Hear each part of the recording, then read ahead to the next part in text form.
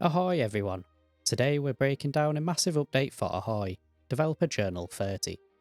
This isn't just a standard progress report, it's a State of the Union that looks back at a transformative 2025 and sets the stage for what is shaping up to be a defining 2026. The team at Capstan begins by acknowledging that while they hit major milestones internally, the journey wasn't without its storms. They specifically mention that not everything went quite as planned. However, the tone here is incredibly optimistic. They are entering the new year with renewed confidence and a much clearer road toward the sea trials, which, for those who don't know, is the first release/testbed phase of the game, and the arena mode beyond that. As a content creator following this project, this signifies that the foundational phase of the project is progressing well for sea trials, but the foundations themselves will be expanded and improved for arena and the open world in the future. This means we are moving away from looking at just pretty models and moving into the implementation phase, where the game actually starts to function as a multiplayer experience. The team emphasised that 2025 was the year Ahoy became real in terms of production, and they hope to share a fantastic 2026 with all of us.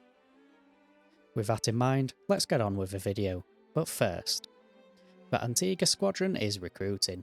Join my disciplined, organised naval unit for the British nation within Ahoy. Founded in 2025, our mission is simple: to create a welcoming, serious fun environment where teamwork and strategic improvement come first. We seek dedicated, team-first captains committed to competitive naval gaming and inclusivity. Help us build a successful and approachable squadron. Apply via Discord today or head to our website www.theantiguasquadron.co.uk. Chapter 1: Kickstarter and Bureaucratic Storm. The developers decided to pull back the curtain on their Kickstarter campaign, and the transparency here is refreshing. Interestingly, Kickstarter was never the original plan. The team actually held a negative view of crowdfunding for a long time.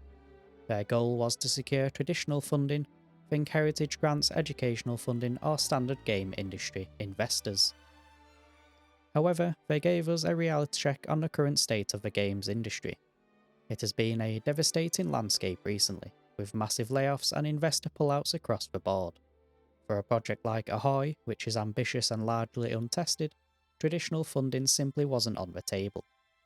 They realised that to make this game a reality, they had to go to the people who actually wanted to play it. They are now community funded and community driven, which gives them a level of creative independence that corporate funding wouldn't allow. But success came with a hitch. One of the most honest parts of this update deals with the post-Kickstarter slump. While the campaign ended in June, the team didn't actually have a confirmed budget until late September. Why? Tax law and bureaucracy. The team underestimated the sheer amount of red tape involved in moving and taxing internal crowdfunding money. Because they didn't know exactly what their cash flow looked like, they couldn't hire new staff or make firm long-term contracts for almost 3 months. The lead developer mentioned that this was deeply frustrating, noting that he signed up to make games, not untangle complex tax law. This explains the perceived period of quiet we saw mid-year. They were fighting a war of paperwork, not code. Despite this, the team has expanded. There are now 25 people working on Ahoy, as supported by 9 specialist advisors. They've even set up a dedicated performance capture space to ensure that character movements and locomotion feel authentic.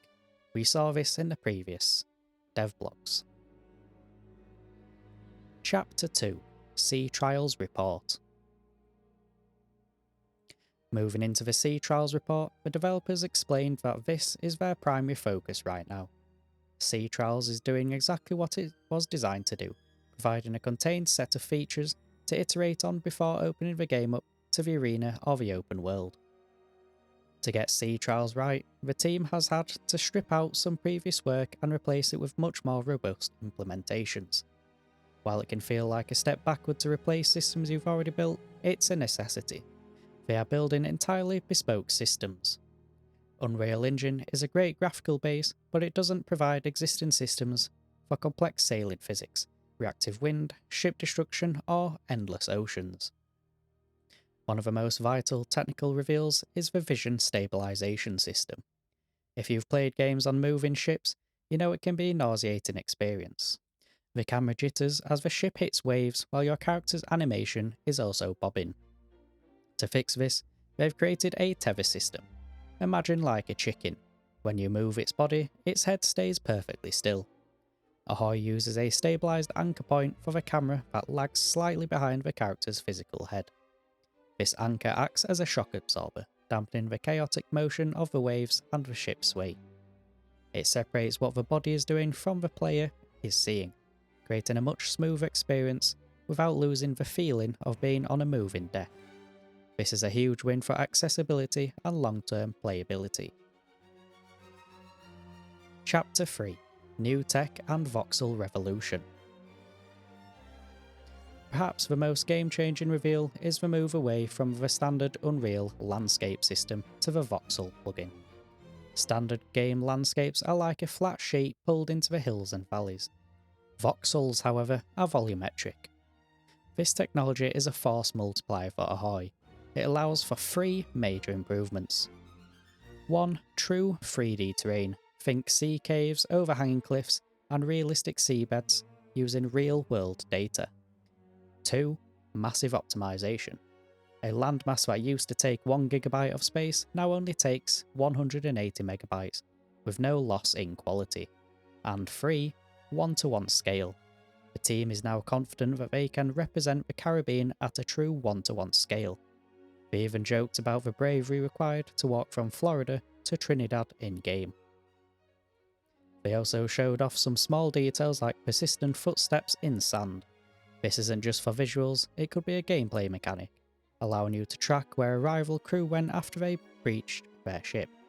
This shift to voxel technology has taken the open world ambition from "is this even possible?" to "how big can we go?" Chapter 4: Sneak Peeks and Hidden Progress. The sneak peek section gave us some great visual progress on assets the team has been working on, while the core programmers focus on sea trials. One of these is uniforms and weapons. We saw new high-detail 18th century uniforms and a brand new sword model being prepped for the arena mode. Another one was ocean interaction. They are testing how waves interact with the shoreline, aiming for a much more authentic beach experience than in more static coastlines we see in most games. And another one was dynamic rigging. We saw experimental footage of a ship rigging. It's currently looking quite bouncy, but it proves that they are making progress on sails and ropes that react physically to the wind and ship movement, a key part of their physics system. These sneak peeks show that while the engine and core code are being rebuilt, the art and asset team are still pushing full steam ahead, ensuring that when Sea Trials launches, it's going to look as good as it plays. Chapter 5: Community Questions and Answers.